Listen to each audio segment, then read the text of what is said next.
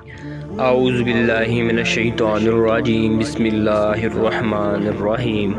حضرت ابو درداء رضی اللہ تعالیٰ عنہ سے روایت ہے، انہوں نے فرمایا رسول اللہ صلی اللہ علیہ وسلم ہمارے پاس تشریف لائے جب کہ ہم فکر کے بارے میں گفتگو کر رہے تھے اور اس سے خوف کا اظہار کر رہے تھے، تو آپ نے فرمایا کیا تم فکر سے ڈرتے ہو؟